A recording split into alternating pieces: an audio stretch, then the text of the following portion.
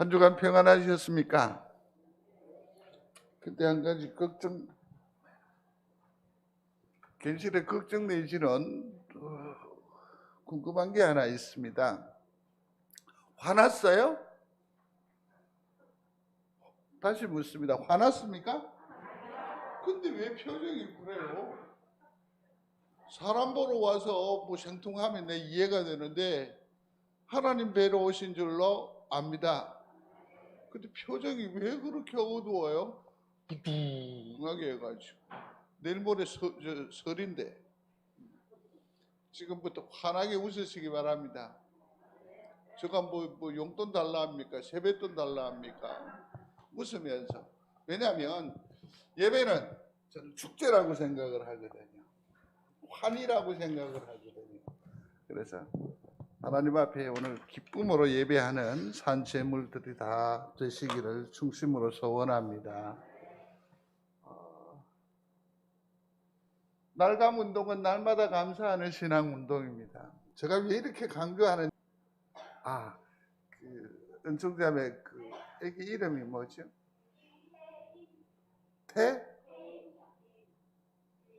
혜인.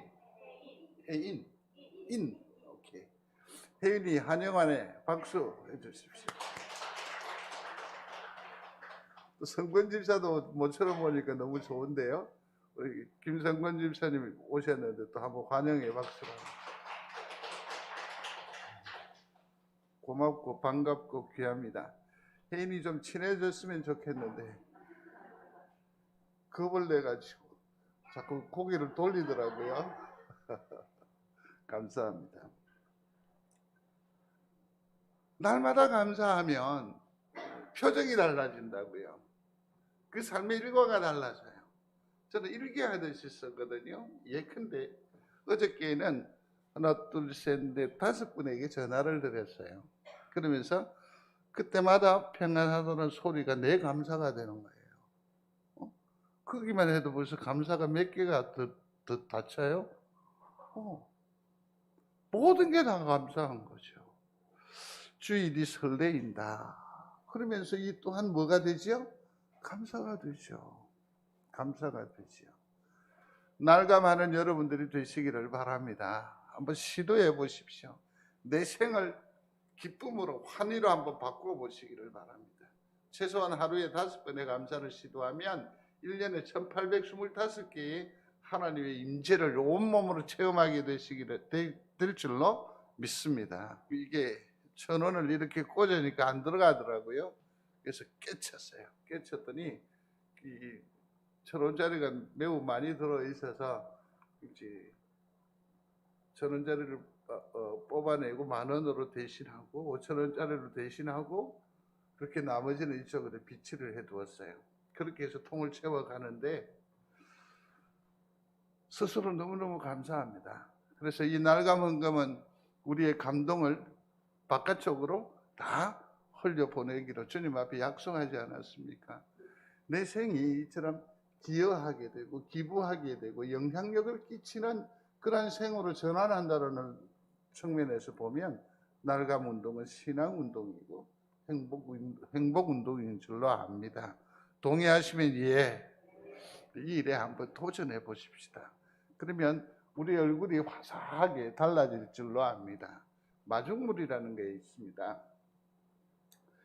예전에 우리 시골에 가면 다 펌프가 있지 않았습니까? 물론 뭐 도심에서도 있었습니다만은 이걸 끄떡끄떡하면 그게 고무 밸브가 있는데 이 밸브에 공기가 어느 정도 압력이 차야 밑에 있는 물을 팍팍 끌어올리거든요. 그래서 이 펌프 안에 한 바가지 정도가 되는 물을 부어야 돼요. 그래서 밑에 있는 물을 끌어올릴 수가 있죠. 그 물을 뭐라고 한다고요? 마중물이라고 하는 거죠. 그래서 모든 어떤 기쁨이거나 어떤 일의 시초, 단초가 되는 것을 두고 마중물이라고 할 수 있죠. 우리 가운데에 있어서 어느 누구의 작은 헌신이 우리 사랑의 마중물이 된다. 이렇게도 말이 가능하겠죠. 성경적으로도 마찬가지일 겁니다. 은혜의 단초가 되는 그 어떤 작은 헌신, 그러면 뭐라고 할 수 있을까요? 은혜의 마중물이라고도 표현할 수 있겠지요. 우리 모두가 다 힘을 얻고 회복하게 되는 그런 어떤 작은 계기들을 두고서 우리는 뭐라고 할 수 있다고요? 회복의 마중물이라고 할 수 있고 축복의 마중물 또 혹은 부흥의 마중물 그렇게 표현할 수 있을 것입니다.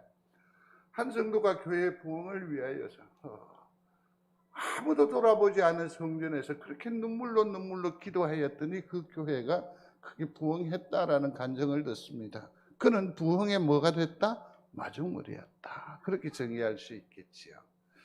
그러면 이를 우리가 성경적 생각으로 한번 바꿔보면 어떨까요? 이런 것 아닐까요? 저는 이 마중물은 기도라고 생각을 합니다.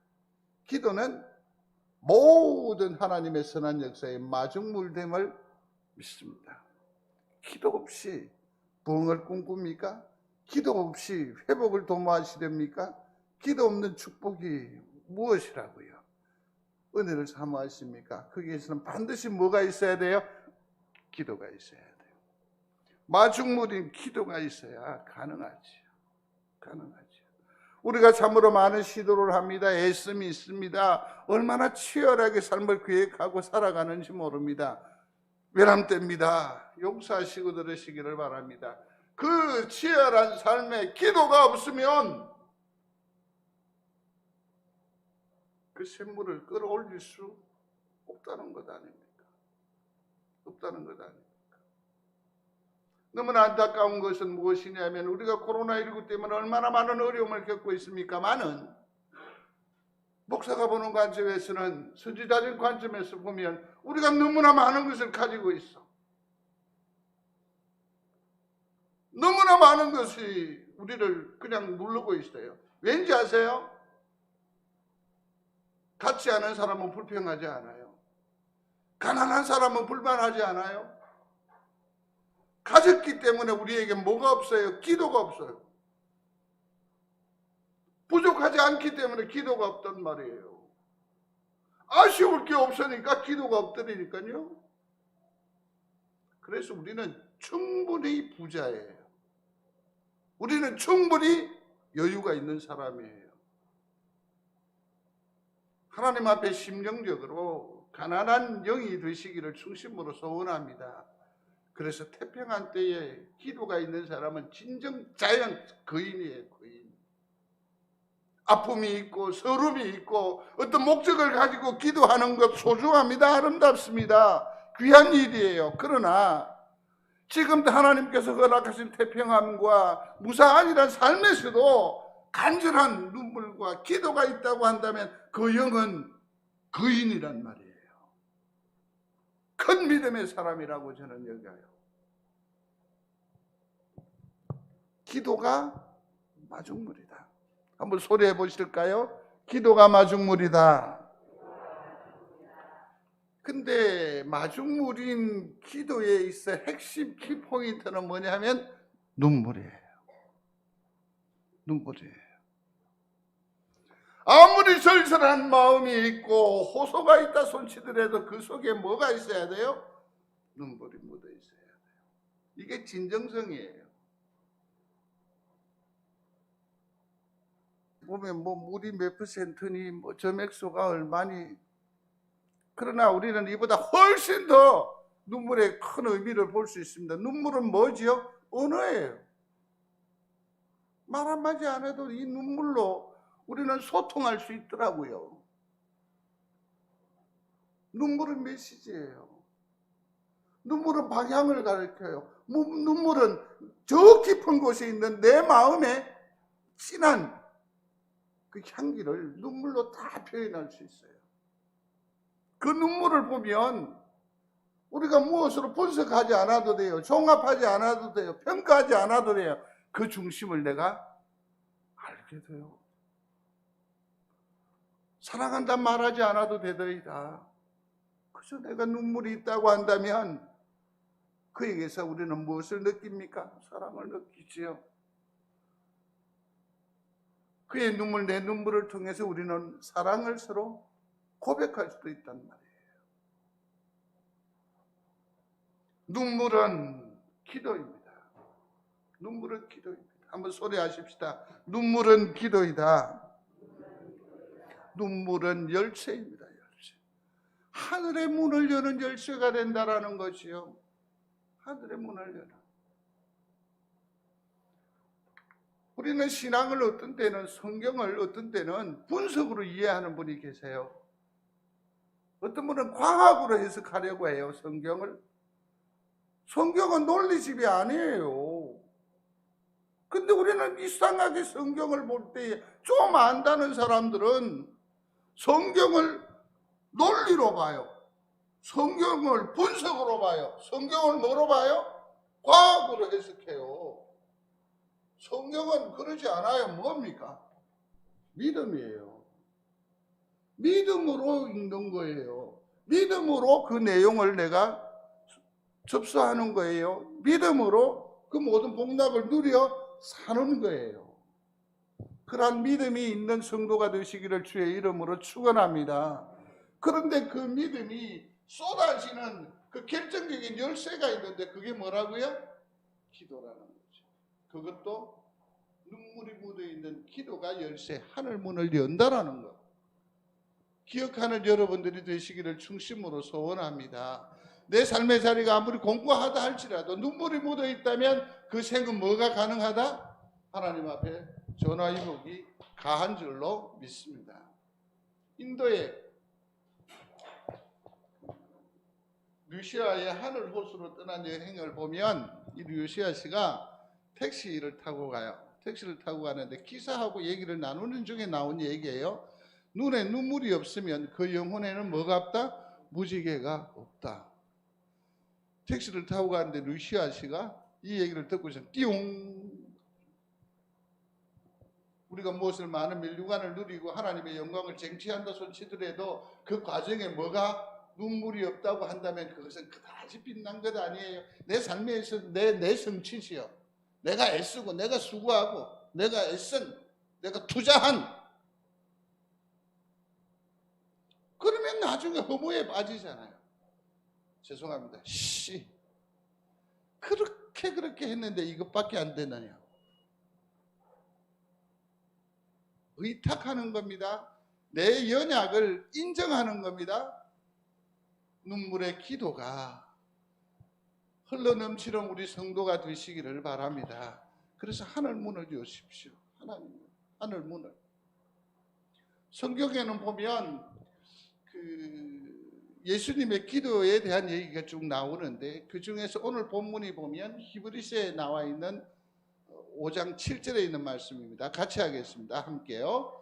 그가 육체에 계실 때에 자기를 죽음에서 능히 구원하실 이에게 심한 통곡과 눈물로 간구와 소원을 올렸고 그의 경건하심으로 말미암아 들으심을 얻었느니라. 아멘.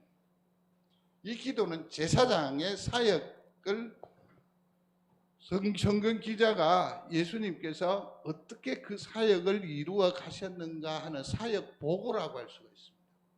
요즘으로 치면 그 장로님의 사역 보고시요, 그 권사님의 섬김의 보고라고 할 수 있죠. 목사가 어떻게 제대로 섬김했느냐 하는 그러한 교회사의 초대 교회사의 보고라고 할 수 있어요. 그가 이 소중한 대제사장 직임을 어떻게 감당을 했느냐? 심한 통곡과 눈물로 간구와 소원을 올렸고 경건함으로 감당했고 그의 삶은 그의 섬김은 마침내 하나님의 들으심이 있는 열매가 있는 하나님의 목적이 이루어지는 그런 귀중하고 소중한 사역이었습니다 라고 보고하는 대제사장의 사역 보고라고 할 수 있죠. 근데 여기에서 특이한 것이 있습니다. 그건 뭐냐면 예수님께서 이 땅에서 사역을 이루어 나가실 때에는 딱 두 가지로 대변해서 설명할 수 있어요. 그게 뭐냐면 하나는 기도예요. 소리하십시다. 기도. 기도하실 필요가 없음에도 불구하고 기도해요. 그는 하늘로 내려오신 하나님의 아들이심을 믿습니까? 하나님 것을 이미 봤잖아요. 들었잖아요. 그의 권세를 위임받았잖아. 그렇다고 한다면 굳이 뭐 애쓸 거 있을까요? 하면 돼요. 그럼에도 불구하고 그는 어떻게 합니까? 물어요. 누구에게? 하나님께. 성도 여러분, 제가 부교육자 생활도 오래 했고 교회 여러 사역을 이루어 나가고 교인들과의 관계에 있어서 가장 아름답고 소중하고 귀중하면서 어쩌면 마음 포근한 일들이 있어요. 그게 뭐냐면 물어요. 저 성격을 아시죠? 황 목사는 뭐 일을 하나 이렇게 탁 만지면 중간에 뭐 체크하고 이런 거 별로 잘 안 하잖아요. 그다음에 전적으로 맡기우는 입장이에요. 그런데 참 이쁜 사역자가 있어요. 동력자가 있단 말이에요. 협조자가 있어요. 그게 뭐냐면 이미 맡겨진 권한임에도 불구하고 책임임에도 불구하고 그가 일을 감당할 때에 이럴까요? 저럴까요? 목사님 이건 어떻습니까? 충분히 그가 선택하고 결정할 수 있는 역량과 또 기회를 주어졌음에도 불구하고 물어올 때에 그 사역을 바라보면서 축복하면서 또 협력하는 그 일이 그렇게 재미있고 그렇게 고마워요. 고마워요. 그런데 예수님은 전혀 그러할 필요가 없는 충분한 능력과 기회가 있음에도 불구하고 그는 끊임없이 뭐 합니까? 하나님께 기도한다. 아버지께 물어요. 정말 아름다운 사역의 자세라고 생각해요. 또 두 번째 하나 더 생각해 볼 수 있는 건 뭐냐면 스스로 제물이 된다는 거죠. 하나님의 모든 선한 역사는 제사로 표현되거든요. 제사에 있어서는 꼭 필요한 것이 있습니다. 그게 뭐죠? 제물이 필요해요. 제물이 없는 예배는 없어요. 제물이 없는 예배는 없어요. 그래서 우리는 최소한의 어떤 그 번제의 제물을 늘 강조를 했던 이유가 바로 그거예요. 성도 여러분, 하나님 앞에 제사 예배에는 반드시 뭐가 있어야 된다? 제물이 있어야 돼요. 근데 예수 그리스도는 그것을 제물로 선택하지 않으셨다라는 거예요. 요구하지도 않으셨다라는 겁니다. 그는 무엇으로 제물 삼았느냐면 자기를 제물로 삼았어요. 누구에게 뭔가를 기대하지 않아. 내가 헌신하는 거야. 내가 수고하는 거야. 내가 쏟는 거야. 자기 스스로가 제물되어서 귀한 사역 대제사장 책임을 감당했다라는 거죠. 거기에 드러나 있는 것 중에 하나가 뭡니까? 눈물이라는 거예요. 눈물이 있다라는 것은 감성이 있다라는 거고, 눈물이 있다라는 것은 마음이 있다라는 것이고, 눈물이 있다라는 것은 감동이 있다라는 거죠. 성도 여러분, 여러분들의 신앙적 삶에 눈물이 흘러 넘치게 되기를 주의 이름으로 축원합니다. 신학 성경에 보면 히브리서에는 사역 보고가 나타나 있고 직접 주님께서 흘리신 눈물을 보고하는 성경은 요한복음 11장에 나사로의 죽음 앞에서 주님께서 우셨다라고 했습니다. 그다음에 누가복음 11장에도 보면 예루살렘 성을 보시면서 성을 보고 우시니라고 표현을 하고 있습니다. 그러니까 직접 주님의 눈물이 우리에게 노출된 것은 이 두 가지고, 그 다음에 오늘 본문으로 선택한 대제사장의 기도에서 주님의 눈물을 짐작할 수 있습니다. 또 한 걸음 더 나아가면 뭐 복잡하게 확장을 하면 겟세마네 기도에서 그 눈물의 기도를 뭐라고, 피와 그 땀이 피로 비교가 되잖아요. 땀이 아니라 피가 아니라 뭐였다? 실질적으로는 눈물의 기도였다는 거죠. 그래서 오늘은 주님의 그 기도를 세 가지로 나누어서 한번 생각을 잠시 하려고 합니다. 사랑을 위한 긍휼의 눈물이지요. 나사로가 죽게 됩니다. 잘 아시는 거지만 어떤 의미로 봐서 이 나사로의 죽음에는 주님에게 다소 책임이 있다 없다? 왜냐하면 지금 마리아와 마르다는 절대적으로 누구를 필요로 합니까? 예수님을 필요로 하고, 예수님이 이 난처한 상황 안에 오시면 오케이, 여기에 대한 믿음과 신뢰와 확신이 있었단 말이에요. 그래서 주님이 먼 발치에서 움직이실 때 이미 사람을 보내어서 주님, 나사로가 죽게 되었습니다라고의 전가를 보내었습니다. 주님은 분명히 이 사실을 들었습니다. 그런데 하찮은 여인, 뒤에서 옷자락을 잡는 그 여인에게 죄송합니다. 마음을 빼앗겼는지. 예? 하등 관심을 기울이지 않아도 되고 무시해도 되고 오차락을 탁 쳐도 아무도 말하지 않을 그 여인에게 홀렸는지 어쨌든지 거기에 집중함으로 무려 날짜를 초월해 버린 겁니다. 그러고 나서 왔는데 이미 나사로는 어떻게 되었다? 죽은 거죠. 마리아가 그러지 않습니까? 마르다가 그러지 않습니까? 주님이 여기 계셨다면 우리 오라비가 죽지 아니하였겠나이다. 다르게 우리 동네 말로 표현하면 예수님께서 뭐 하셨다? 예수님께서 우리 오라버니를 죽였다. 뭐 이런 얘기겠죠.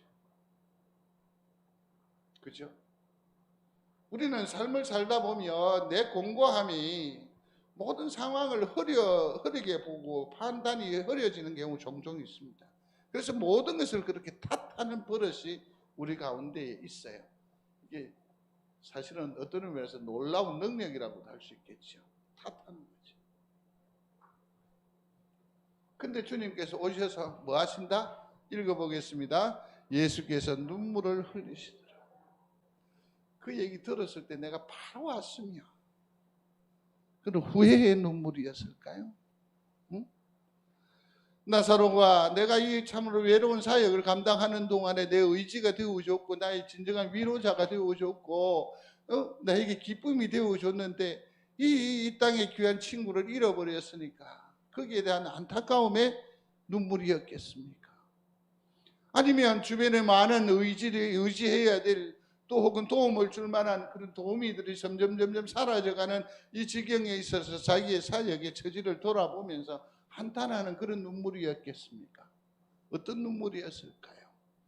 여기에서는 뭐냐면 결코 주님 자기애에 빠져서 슬퍼하신 눈물은 아닙니다. 아닙니다. 왜냐하면 이 나사로의 소식을 듣고 나서 주님께서 하신 결론적인 얘기가 있었어요. 읽어보겠습니다. 이 병의 최종 결과가 죽음이 아니라 하나님의 영광이 될 거예요. 이걸 이미 아셨어요? 몰랐어요? 아셨어요. 그렇기 때문에 자기 비애라든지 자기 슬픔 이것 아니에요. 그러면 여기서 주님께서 흘리신 눈물은 뭐냐면 죄의 결과를 슬퍼하시는 거예요. 우리 인생 가운데에 죄가 들어옴으로 말미암아 우리의 가는 길은 뻔해진 거 아니에요. 그게 뭡니까? 죽음일 수밖에 없는 이 원초적인 눈물을 주님께서 지금 보여주신 것이라고 할 수가 있습니다. 물론 주님께서 이 땅에서 살을 부딪힌 관계인으로 살아가는 나사로의 상실을 두고 울음하셨다라고 하면 훨씬 우리에게는 위로가 되고 호소력이 있는 메시지가 될 수 있겠지요. 그죠? 그러나 성경은 의외로 냉정합니다. 또 그런 시각으로 우리가 살펴야 돼요. 죄의 결과에 대해서 슬퍼하시는 거죠. 그런데 놓치지 않고 이 눈물이라고 하는 이 다양한 스펙트럼이라고 하잖아요. 빛이 이렇게 들어오면 빛이 7갈래로 쫙 갈라지는 그것을 스펙트럼이라고 하는데 예수님의 눈물 한 방울이 똥 떨어지니까 여러 가지 효과와 의미와 메시지가 팍 퍼져나가는 거예요. 그 중에 하나가 뭐죠? 읽어보겠습니다. 보라, 그가 어떻게 사랑하였는가. 예수님은 죄의 결과에 대한 슬픔의 눈물을 가지셨지만 그 눈물의 또 다른 의미로는 뭐냐면 나사로도 뭐 했다? 사랑했다. 나사로의 상실이 그의 눈물의 원인이 되기도 했다. 그런 얘기예요. 사랑의 눈물이지. 사랑의 눈물. 사랑하는 성도 여러분, 같이 읽어보겠습니다. 애통하는 자들과 함께 애통하고 우는 자들과 함께 울라. 아멘. 성도 여러분, 어떤 아픔이 있거나 어떤 좌절이 있으면 함께 울어주는 여러분들이 되시기를 바랍니다. 지난 주간에 충격적인 얘기를 들은 적이 있습니다. 목사님과 통화를 하는 중에 이 목사님이 장 쪽에 용종이라고 합니까? 이게 열 몇 개가 있고 그 중에 한 2개가 상당한 위험 수치까지 이게 발전이 된 겁니다. 그래서 조직 검사를 해두고 있는데 이게 어떻게 그만 교회에 알려져서 모든 성도들이 와서 다 위로를 하는데 그러더래요. 목사님, 뭐 요즘은 의학이 발달해가지고 그거 거의 뭐 포도송이 털듯이 그냥 투르륵 털어버리면 되고 그 뭐 있다 해도 촉이니까 뭐 걱정 안 하셔도 됩니다. 기도하겠습니다. 그때 이때 이 목사님이 그날 밤에 잠을 못 잤어요. 왜냐하면 이 엄청난 위로가 자기에게 전혀 위로가 되질 않는 거예요. 목사도 후회 중에 후회하는 말귀가 생각이 나요. 그러자니 그래도 감사하게 죽을 병은 아니다 아이가. 내가 그 말을 했거든. 그게 그분에게 무슨 위로가 되겠냔 말이야.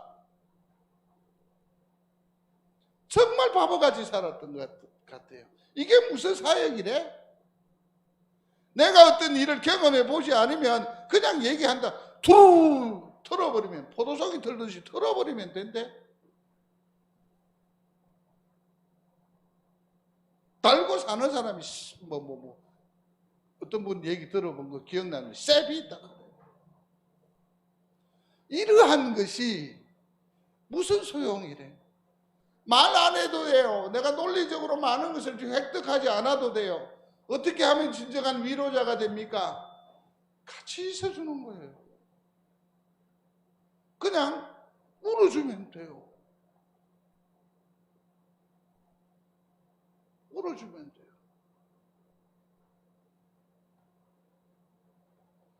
한 주부의 수기에 보면 근데 그 딸아이가 이런 얘기를 하더래요. 엄마는 참 나쁘다고. 아빠를 진짜 사랑하지 않았던 것 같다고. 결국 왜 울지 않느냐. 어떻게 안 울 수가 있는 거냐. 그래서 자기는 엄마가 밉다. 그러나 이 청천벽력 같은 이 현실 앞에서 엄마는 어떻게 합니까? 울었어요. 그러나 보이고 싶지 않았어요. 그 울음을. 왜? 수술해야죠. 나라도 정신을 차려서 이 상황을 이끌어 가야 하니까요. 그런데 아이는 그걸 오해했다라는 것 아닙니까? 그래서 그 아이가 한 말이 이래요. 엄마 미안합니다. 잘못했습니다. 내 혼자 우는 줄 알았습니다. 그렇지만 엄마 이제부터는 저하고 같이 울어요. 또 엄마 혼자서만 울지 마세요. 그렇습니다. 성도 여러분, 혼자서 울지 마십시오. 그리고 또 뭡니까? 같이 울어주십시오.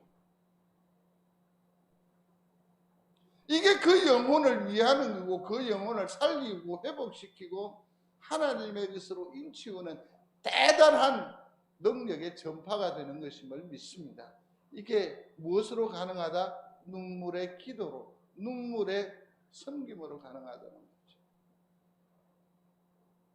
누군가가 생각나거든. 눈물 적셔 그 영혼을 기도로 붙드는 여러분들이 되시기를 충심으로 소원합니다. 주님이 그렇게 사랑하셨습니다. 주님이 그렇게 사셨다라는 것 아니겠습니까? 꼭 기억하십시오. 예수님은 상처 입은 치유자입니다. 그러니까 나보다 더 큰 상처 입은 자를 치유하는 능력이 뭐냐면 바로 상처 입은 치유자라는 것 아닙니까? 뭔가 상실 때문에 무척이나 아파합니다. 괴로워합니다. 힘들어합니다. 많은 사람들이 위로합니다. 기도합니다. 축복하지만 정작 위로가 되는 것은 뭐냐면 똑같은 아픔을 경험했던 사람이 그를 위로하는 거죠. 상처받은 사람이 뭐 하는 겁니까? 치유자로 전환되는 거예요. 주님 그래요. 체휼하신다고 하시지 않으셨습니까? 이 말은 뭘 말하는 겁니까? 몸속 경험했다. 우리의 저지를, 우리의 아픔을, 우리의 좌절을, 우리의 실패를, 우리의 미끄러짐을 그는 이미 경험했어. 그래서 말하는 거죠. 일어나라. 그 음성은 충분히 들어 화답할 수 있는 하늘의 메시지임을 믿습니다. 이게 아주 중요합니다. 같이 있어 주십시오. 함께 울어 주시기를 바랍니다. 위하여 기도하는 우리 모두가 되시기를 주의 이름으로 축원합니다. 특별히 명절이잖아요. 우리끼리 만났을 때 시집 언제 가냐 이 소리 하지 말라며, 또 뭐 아는 이런 소리 하지 말라며, 그래 그런 소리 하지 말고 그냥 낯빛으로도 우리는 다 알지 않아요. 그죠? 그저 축복하십시오. 함께 어울려 주십시오. 그게 진짜 사랑하는 겁니다. 이 시대가 그렇게 변해가 버렸잖아요. 예수 그리스도의 사랑이 결국 해답입니다. 눈물이 정답입니다.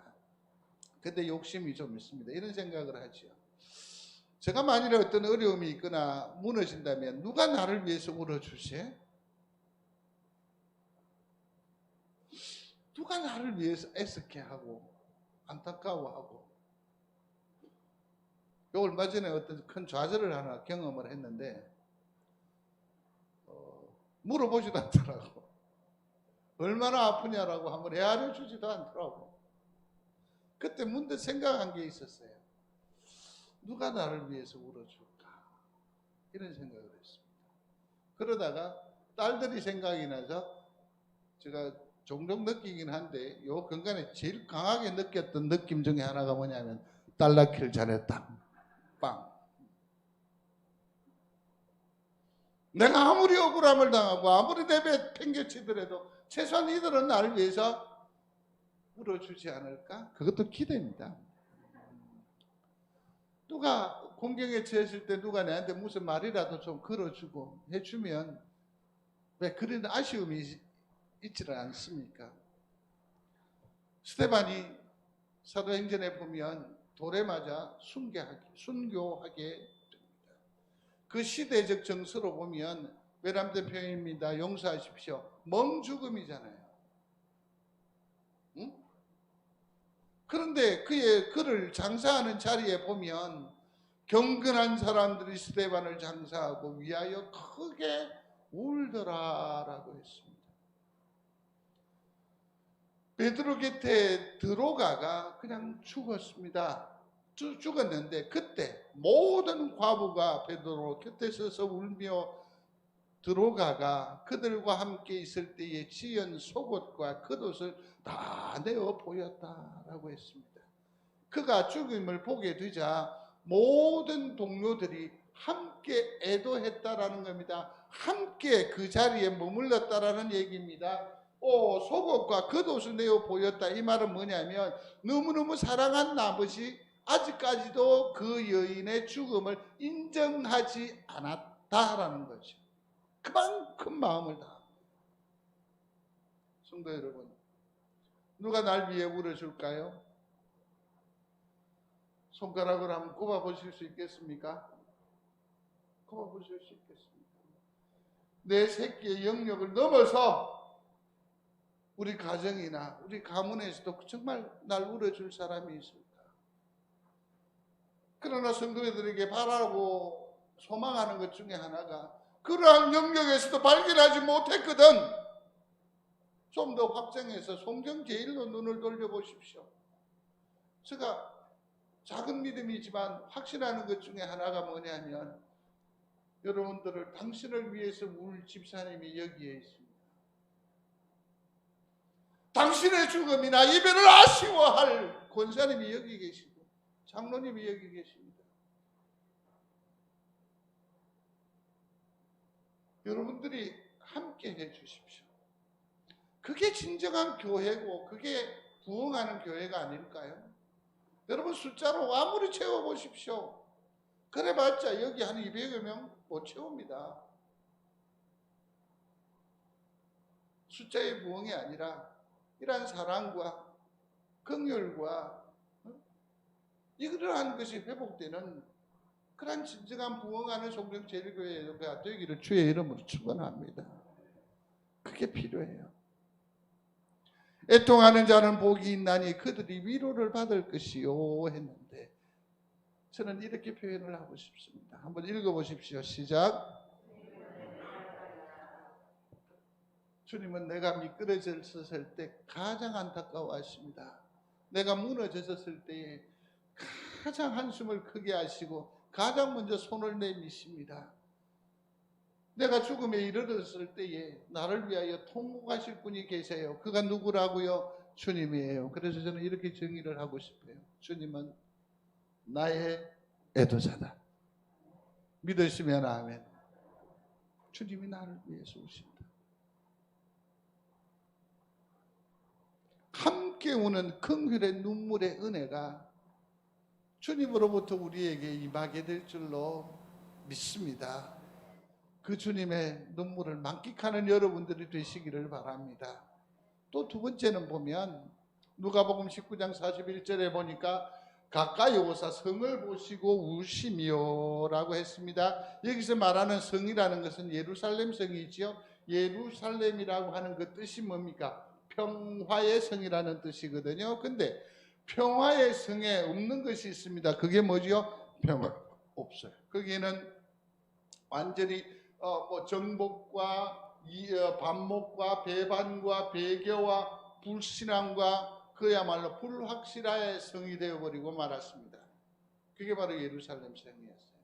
근데 그 성을 바라보시면서 주님이 우신다라고 그랬습니다.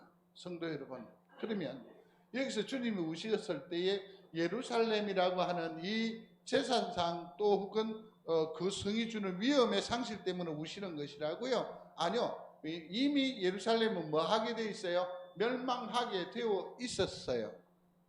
멸망하게 되어 있었어요. 그래서 거기에 대한 게 아니고 심판 때문에 우시는 거예요. 우리에게 임할 심판이. 같이 읽겠습니다. 예루살렘아 예루살렘아 네가 암탉이 병아리를 품듯 너를 품으려 하는 것이 몇 번이더냐. 너도 오늘 평화에 관한 일을 알았더라면 좋을 뻔하였거니와 지금 내 눈에는 숨겨졌도다. 아멘. 예루살렘은 곧 멸망할 수밖에 없습니다. 이렇게 고쳐서 오늘 아침에만 해도 몇 번 바꿨는데 안 되네. 이 말은 뭔 말합니까? 너 그러면 죽어. 패망이야. 절망뿐이야. 그러니 이 이리로 오너라. 이제라도 오너라. 돌이키라. 이 메시지를 뭘로 보여주는 겁니까? 눈물로 보여주는 거죠. 성도 여러분, 주변에 예수가 필요한 사람이 있습니까? 눈에 보여집니까? 근데 그러지 마세요. 뭐냐면 예수가 필요로 하는 사람 대상을 생각하라고 하니까 이런 관점을 가지는 분이 있어요.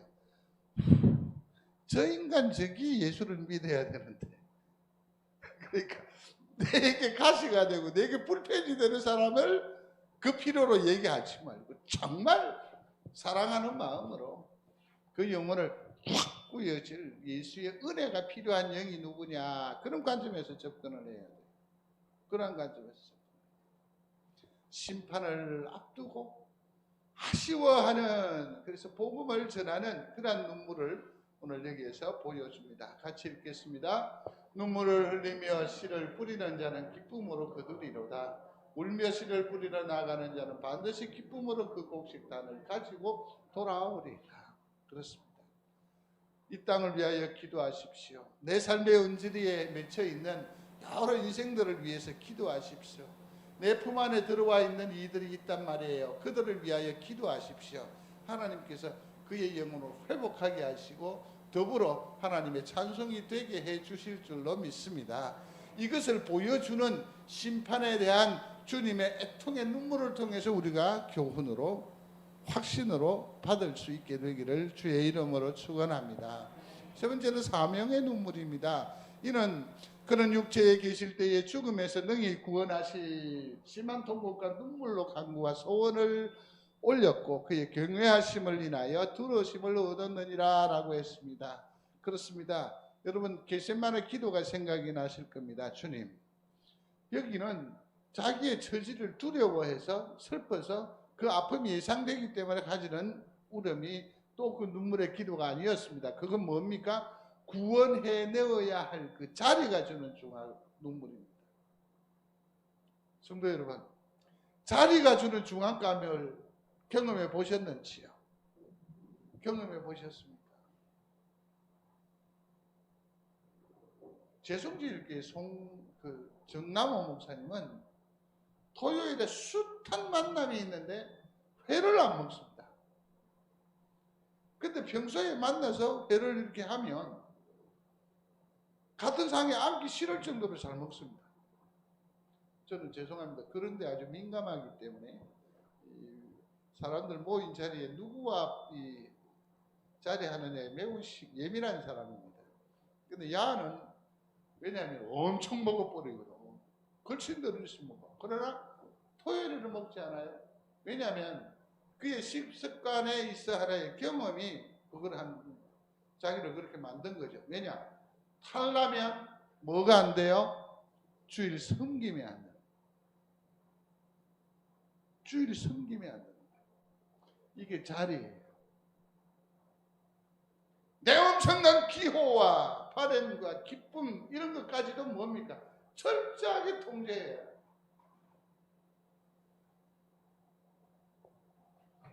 육신의 한계를 이기는 능력이에요. 순종을 위해서 이 죽음 이것은 뭡니까? 직면해야 돼요. 돌파해야 돼요. 그 사명을 완성하기 위해서 주님은 뭐 하신 겁니까? 기도함으로 인해서 하나님 내게 힘을 주십시오. 하나님 나로 하여금 비겁하게 십자가를 외면하지 않게 해주십시오. 하나님 말씀에 온전히 순종하게 해주십시오. 귀하잖아요.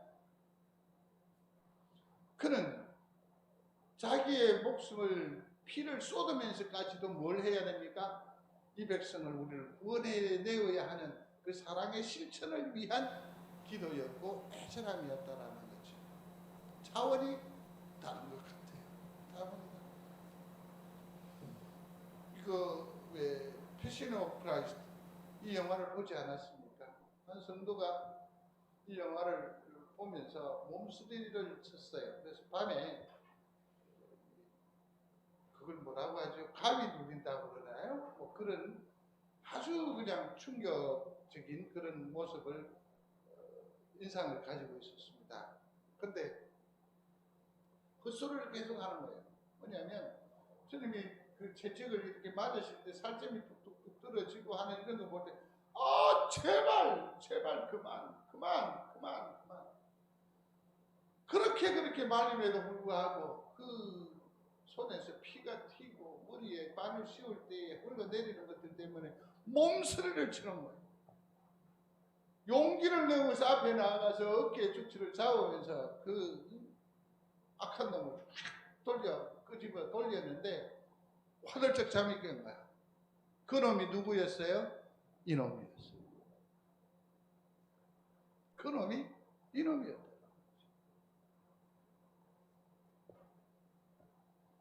주님의 기도는 그 엄청나게 당하는 그 수모와 그 아픔은 누구를 향하고 있다? 나를 향하고 있습니다. 믿으십니까? 주님의 십자가는 나를 향하는 그 어떤 누구 인간을 향하는 것이 아니라는 것이요. 주님의 십자가는 곧 누구의 십자가다? 나의 십자가. 분명하게 인식하는 여러분들이 되시기를 바랍니다. 주님의 눈물은 누구를 위한 눈물이다? 나를 위한 눈물이다. 예수님께서 왜 이토록 우십니까? 누구 때문에 우시겠습니까? 성도 여러분, 우리도 내게 주어진 사명, 내게 주어진 책임 때문에 때로는 엄청난 무게감을 느끼고 계실 때가 있을 겁니다. 그럴 때마다 문제나 유혹이 내려놓고 싶고 포기하고 싶은 그런 마음이 있으면 뭐에 집중하라고요? 사명에 집중하십시오. 내가 내려놓으면 그 영혼을 누가 붙들어줘요? 내가 여기서 포기하면 우리의 가정은 어떻게 해요? 여러분들이 외면하면 이 교회는 어떻게 돼요? 교회는 사명입니다. 가정은 사명입니다. 나와 함께한 반려자는 사명입니다. 믿는 여러분들이 되시기를 충심으로 소원합니다. 그 사는 게 사랑으로 사니 또 혹은 뭐 애정이 애가 나니까 뭐만 남았다? 정만 남았다. 그래서 정으로 하든 어찌든지 가정은 내 새끼는, 내 삶의 반려자는 뭐다? 사명이다. 소리해 보십시오. 사명이다. 당신이 내 사명이다. 그러니 더 사랑해야죠. 더 케어해야죠. 더 보듬어야죠. 더 기다려줘야죠. 사명이에요, 사명. 천국에는 마른 눈으로는 들어가지 못한다고 그러지 않습니까? 눈물로 여러분들의 영혼과 가정과 교회를 세워나가는 우리 믿음의 권속들이 다 되시기를 주의 이름으로 축원합니다. 오늘 얘기가 너무 길어지는 것 같아서 참으로 죄송합니다. 마지막으로는 자녀를 위한 눈물이 있습니다. 잘 아실 겁니다. 창세기 21장에 보면 하갈과 이스마엘에 관한 얘기가 나와 있습니다. 거기 보면 살 한바탕이라는 표현이 나오는데 이건 무엇을 말하냐면 화살로 활을 빵 쐈었을 때에 이 화살이 당도하는 지점입니다. 그러니까 그 시절로 하면 거의 우리의 그 산술로 하면 한 50m 어간 정도 떨어진 거리를 말합니다. 물을 가지고 사라의 질투에 의해서 쫓겨납니다. 광야에 내버려진 겁니다. 물도 다 떨어져 버렸습니다. 그런데 내 품에 있는 이스마엘이 숨이 깔딱깔딱 넘어갑니다. 이 엄마가 이 숨 넘어가는 것을 참아볼 수 없어서 놓고 한바탕쯤 그리 떨어져서 방성대곡합니다. 내 새끼들이 죽어가는 것 참아볼 수 없어서 방성대곡하니. 주님 말씀하십니다. 환난 날에 나를 부르라. 내가 너를 건지리니 내가 나를 영화롭게 하리라. 주님께서 이 하갈의 간구를 들으셨습니다. 그리고서는 그에게 눈을 뜨게 하셔서 샘물을 발견하게 하시고 이스마엘을 구원해내고 그를 축복하십니다. 성도 여러분, 기도로 아이를 감당하는 여러분들이 되시기를 중심으로 소원합니다. 내 논리로, 내 삶의 경험으로 됩니까? 고개를 그렇게 흔들어 버리면 내가 애를 어찌 보노? 내 한계대로 돼야 안 돼요? 근데 아직까지도 고집한다? 내가 경험한 것을 가지고 애를 교정하려고 해. 내가 가지고 있는 지식으로 교정하려고 해. 내가 가지고 있는 어떤 능력으로 돌려 세우려고 해. 죄송합니다. 100번 실패할걸요. 실패할 거예요. 그러나 그 영혼을 얻을 수 있고 그 영혼을 압제할 수 있는 능력을 하나님께서 우리에게 주셨어요. 뭐냐면 이제는 입장이 바뀌었어요. 전에는 가들이 우리 앞에서 눈물을 보였지만 이제는 우리는 어떻게 해요? 아이들 앞에, 하나님 앞에 데려 울어야 돼. 그러지 않으면 그 영혼을 되돌릴 수 없어요. 그 영혼을 구원해낼 수조차 없다. 기억하는 여러분들이 되시기를 바랍니다. 그래서 아이를 기도 없이 감당하려 하지 마십시오. 기도가 솔루션, 정답이에요. 믿는 여러분들이 되시기를 중심으로 소원합니다. 혼미라는 말이 있습니다. 에가서에 있는 말인데 같이 읽겠습니다. 길거리에 줄여 혼미한 내 자녀를 위하여 울라. 마음에 눈이 어두워서 사리와 이치의 분별을 올바르게 하지 못하고 내 마음은 나도 몰라 하면서 이랬다 저랬다 왔다 갔다 오락가락 이리 흔들 저리 흔들 하면서 갈피를 잡지 못하고 마음이 뒤죽박죽인 상태를 뭐라고 하느냐면 혼미라고 해요. 지금 우리의 자녀들이 그러하잖아요. 우리의 다음 세대들이 그러셔. 그러나 그 시대를 존중합니다. 세대를 존중합니다. 왜냐하면 3월 9일이죠. 대통령 선거에 이 혼미한 세대, MZ 세대가 완전히 결정타를 쥐고 있잖아요. 그래서 정책 입안자인 대통령들이 대통령이 될 후보자들이 얼마나 말 조심하는지 모릅니다. 전에 같으면 시장통 중심으로 갔는데 이제는 어떻게 해요? 젊은 사람들 그게 눈치라고 얘기해도 되나? 여기 보니까 거의 40대 이상인 것 같아서 눈치 안 볼랍니다. 결정적인 키워드를 이들이 가지고 있어요. 혼미한 세대예요. 혼미한 세대. 같이 읽겠습니다. 밤초경에 일어나 부르짖을지어다. 내 마음을 주의 얼굴 앞에서 물쏟듯 할지어다. 각 길머리에서 주려 혼미한 내 어린 자녀의 생명을 위하여 주를 향하여 손을 들지어다 하였도다. 아멘. 사랑하는 성도 여러분, 기도로 흔들리는 우리의 다음 세대들을 이렇게 세우는 여러분들이 되시기를 주의 이름으로 축원합니다. 이게 필요합니다. 저는 여기에서 그치고 싶지 않습니다. 예루살렘 성으로 향하여 나아가시는 주님, 모두가 다 예수 그리스도가 십자가에로 나아가는 그를 보면서 따라났습니다.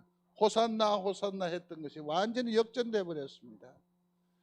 이 여인들이 얼마나 울음했겠습니까? 십자가 죽음인데 그 처참한 피투성에 대해서 끌려가는, 그래서 얼마나 울었겠습니까? 주님 돌아보시면서 말씀하셨습니다. 읽습니다. 나를 위하여 울지 말고 너 자신을 위하여 울라. 뒷말에 보면 내 자녀를 위한 기도를 당부합니다. 그러나 저는 여기에서 강조하고 싶은 것은 여기에 있습니다. 두 번째 줄에 있습니다. 같이요. 너 자신을 위하여 울라. 우리의 모든 기도의 제목은 전부 다 남이에요. 죄송합니다. 자녀예요. 여러분들 기도의 제목을 100가지, 200가지라도 상관없어요. 딱 적어놓고 거기에서 정말 나를 위한 기도는 몇 개 있는지 한번 꼽아보십시오.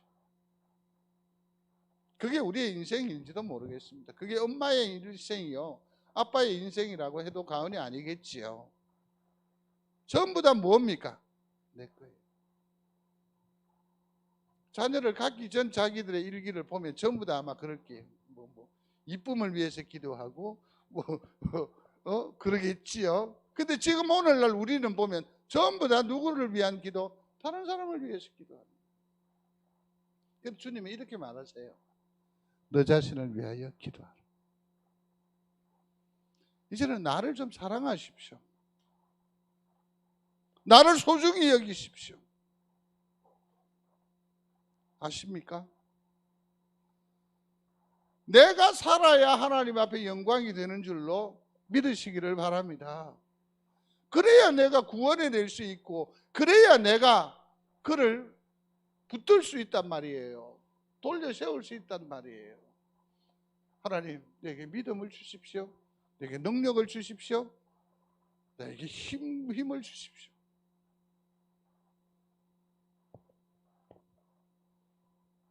말씀을 맺습니다.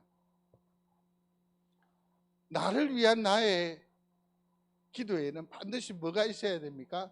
눈물이 묻어 있어야 합니다. 그래서 사랑을 위한 눈물이 있게 되기를 바라고, 심판을 위한 애통의 눈물이 있기를 바라고, 사명을 위한 기도의 눈물이 있기를 바라고, 나를 위하여서 중심으로 우는 눈물의 간구가 있게 되기를 중심으로 소원합니다. 그래서 여러분들, 내가 먼저 은혜를 받고, 그 다음에 우리 가정이 회복되고, 또 더 나아가서 교회가 부흥되며 이 나라 이 민족이 주님의 장중에 붙들리는 그러한 은혜가 있게 되기를 중심으로 소원합니다. 이것을 가능하게 하는 것은 우리의 눈물의 기도예요. 그래서 기도는 은혜의 뭐다? 마중물이다. 그렇게 정의해 볼 수 있습니다. 내가 우리의 삶을 곰곰이 돌아보면 기도가 언제 끊쳐졌는지, 언제 울어봤든지 생각하시면서 하나님께로 올곧이 되돌려 주의 은혜를 누려 사는 우리 귀한 성도들이 되시기를 주의 이름으로 축원합니다. 고마우신 아버지 하나님, 우리에게 기도가 회복되게 하여 주옵소서. 눈물의 간구가 회복되게 하여 주옵소서. 우리의 남은 인생이 축복의 마중물 되게 하시고, 그러므로 기도로 그 축복을 일구어내어 나와 이웃을 위하여 소중하게 쓰임이 있도록 축복하여 주옵소서. 주님 함께 하심을 찬양하며 예수님 이름으로 기도드리옵나이다. 아멘.